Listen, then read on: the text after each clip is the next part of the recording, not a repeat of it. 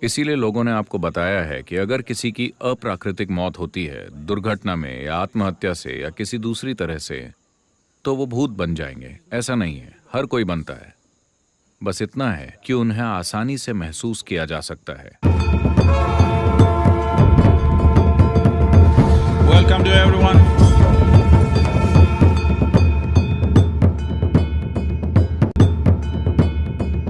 सवाल ये है कि क्या पुनर्जन्म होता है, और अगर होता है तो एक प्राणी के लिए एक जन्म से दूसरे जन्म में जाने का आधार क्या है? वो क्या है जो किसी व्यक्ति को एक जन्म से दूसरे जन्म में ले जाता है? अब अगर आप इसे समझना चाहते हैं तो आप जो हैं उसके मैकेनिक्स की थोड़ी समझ होनी चाहिए। मैं उस मैकेनिक्स की बात कर रहा हूं जिससे एक इंसान का निर्माण होता है। देखिए, जब आप कहते हैं कि मैं एक इंसान हूं, तो सबसे बाहरी रूपरेखा भौतिक शरीर की होती है। योग में हम हर चीज को शरीर की तरह देखते हैं क्योंकि ये आपके लिए समझने में आसान है। तो हम इस शरीर को 5 आयामों या 5 परतों के रूप में देखते हैं। भौतिक शरीर को अन्नमय कोश कहा जाता है। अन्नमय कोश का मतलब है अन्न मतलब भोजन। ये भोजन शरीर है। अगले को मनोमय कोश कहते हैं, जिसका मतलब है कि यह मानसिक शरीर है। तीसरे को प्राणमय कोश कहते हैं, जिसका मतलब है ऊर्जा शरीर। भौतिक शरीर, मानसिक शरीर और ऊर्जा शरीर, ये तीनों आयाम भौतिक हैं। इनका भौतिक अस्तित्व है। भौतिक शरीर बहुत स्थूल है, मानसिक शरीर थोड़ा सूक्ष्म है, ऊर्जा शरीर और भी ज्यादा सूक्ष्म है, लेकिन ये तीनों भौतिक हैं। जैसे कि लाइट बल्ब भौतिक है, आप देख सकते हैं। इसे जलाने वाली बिजली भी भौतिक है ना? इसे जोड़ने वाला तार भी भौतिक है। तार में बहने वाले इलेक्ट्रॉन्स भी एक भौतिक अस्तित्व ही हैं। So similarly, physical body, mental body, pranic body, all are physical dimensions of life. तो इसी तरह भौतिक शरीर, मानसिक शरीर और ऊर्जा शरीर सभी जीवन के भौतिक आयाम हैं। इन तीनों आयामों पर कर्म की छाप होती है।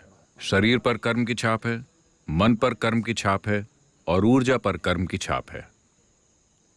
कर्म की छाप या कर्म का ढांचा ही इन्हें एक साथ रखता है। कर्म वो सीमेंट है जो आपको भौतिक शरीर के साथ जोड़कर रखता है। कर्म बंधन है, लेकिन साथ ही सिर्फ कर्म के कारण ही आप अपने शरीर में कायम रह सकते हैं और यहां हो सकते हैं। यहीं पर आध्यात्मिकता मुश्किल लगती है, क्योंकि अगर आप इसे हटाने की कोशिश करते हैं तो ये नहीं होता। अगर आप इसे जोड़ने की कोशिश करते हैं तो ये नहीं होता। आपको सिर्फ वहां होना होता है। अगर आप बस होते हैं तो ये एक पल की बात है।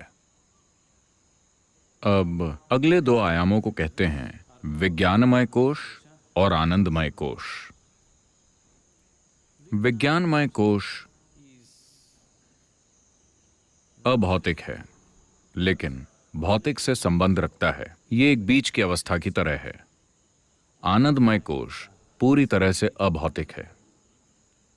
तो विज्ञानमय कोश और आनंदमय कोश का मतलब है कि ये आनंद शरीर है। अंदर एक आनंद शरीर है जो 100% अभौतिक है। इसका अपना कोई रूप नहीं है। अगर ऊर्जा शरीर, मानसिक शरीर और भौतिक शरीर सही आकार में हैं, केवल तभी ये आनंद शरीर को थामे रख सकते हैं। अगर इन चीजों को निकाल दिया गया तो आनंद शरीर बस ब्रह्मांड का एक हिस्सा बन जाएगा। So whatever you are referring to as Atman or the soul is a fiction actually. जिसे आप आत्मा कहते हैं वो असल में एक कल्पना है, इस मायने में कि लोग अभौतिक की कुछ सीमाओं का वर्णन आत्मा की तरह कर रहे हैं। लेकिन आत्मा के लिए ढांचा अभी भी आपका कर्म ही है। अगर कर्म के ढांचे को पूरी तरह से ढा दिया जाए तो कोई आत्मा नहीं बचती। हर चीज दूसरी हर चीज में विलीन हो जाती है, जिसे महासमाधि या महापरिनिर्वाण कहते हैं। वो बस यही है कि आप धीरे धीरे समझ जाते हैं कि चाबियां कहाँ हैं और कर्म के ढांचे को गिरा देते हैं ताकि आप सही मायने में खत्म हो जाएं। जब कोई व्यक्ति मरता है तो हम कहते हैं कि ये व्यक्ति नहीं रहा। ये सच नहीं है। वो इंसान अब वैसा नहीं है जैसा आप उसे जानते थे, लेकिन वो अभी भी मौजूद है। अगर आप कर्म के ढांचे को 100% नष्ट कर दें, अब आप अस्तित्व में विलीन हो जाएंगे। इसी को मुक्ति या महासमाधि, हिंदू परंपरा में इसे मुक्ति कहा गया है, योग की परंपरा में इसे महासमाधि कहा गया है, बौद्ध जीवन शैली में इसे महापरिनिर्वाण कहा गया है, अंग्रेजी में हम इसे आमतौर पर लिबरेशन कहते हैं। मुक्ति का अर्थ है जीवन और जन्म और मृत्यु की प्रक्रिया से आजाद हो जाना। मुक्ति का मतलब है शरीर और मन के बुनियादी ढांचों से आजाद हो जाना, और इसके लिए कर्म का ढांचा ही वो धागा है जो इन चीजों को एक साथ बांधे रखता है। तो जब कोई इंसान मरता है तो जाहिर है कि भौतिक शरीर वो चीज है जिसे आपने धरती से उधार लिया था। तो शरीर सिर्फ धरती है ना? आप समझे? ये भौतिक शरीर बस धरती का एक टुकड़ा है जो अभी इस तरह उछल कूद कर रहा है, लेकिन आपको इसके एक एक परमाणु को वापस करना होगा। ब्याज नहीं लगेगा, लेकिन आपको हर परमाणु वापस करना होगा। आपको एक भी परमाणु ले जाने की इजाजत नहीं है। कोई भी नहीं ले जा सका। भौतिक शरीर अलग होकर गिर जाएगा, लेकिन आपके कर्मों की मात्रा के आधार पर आपका मानसिक शरीर और प्राणिक शरीर बने रहते हैं। अगर कर्म का ढांचा बहुत तीव्र है, अभी खत्म नहीं हुआ है, तो इसे खत्म करना होता है। अगर कर्म कमजोर हो गया है क्योंकि यह अपना दौर पूरा कर चुका है, तब वो बड़ी आसानी से दूसरा शरीर पालेगा। अगर इसे नया शरीर पाना है तो इस ढांचे की तीव्रता को कम होना होगा, इसे निष्क्रिय होना होगा। अगर ये बहुत तीव्र है तो ये नहीं खोज सकता, इसे इंतजार करना होगा। तो इन्हीं को आप भूत कहते हैं।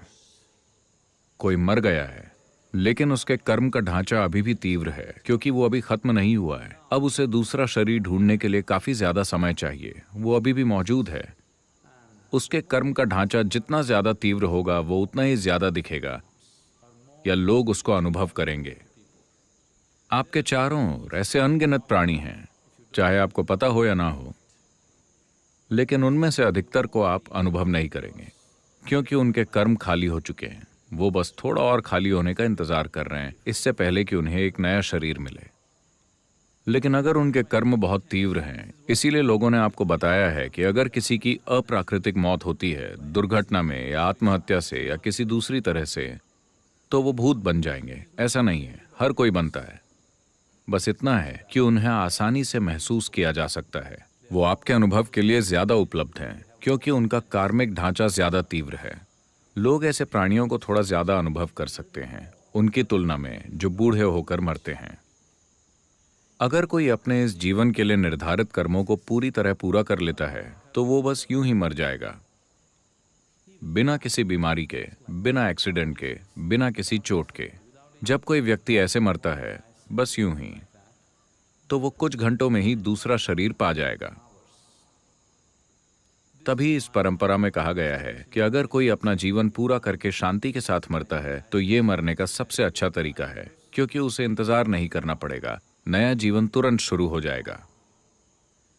जब आप आध्यात्मिक मार्ग पर चलते हैं, तब हर आध्यात्मिक साधक का अंतिम लक्ष्य होता है कि वो इस पूरी प्रक्रिया को तोड़ना चाहता है।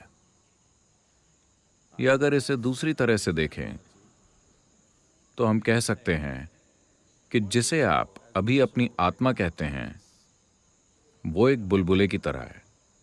बुलबुले की बाहरी खोल आपके कर्म का ढांचा है, अंदर हवा है।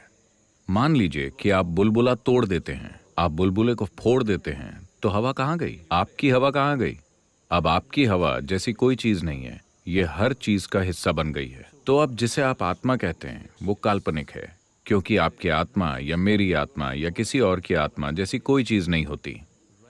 अभी ये असीमितता एक सीमित कर्म के ढांचे में बंद है। तो इससे आपको ऐसा एहसास होता है जैसे कि ये एक अलग इकाई हो। अगर आप उन चाबियों को अलग कर देते हैं जो कर्म के ढांचे को बांधती हैं, तब ये बस ध्वस्त हो जाता है। तो मृत्यु के बाद का जीवन, अगला जन्म, इस सारी बकवास में विश्वास मत कीजिए।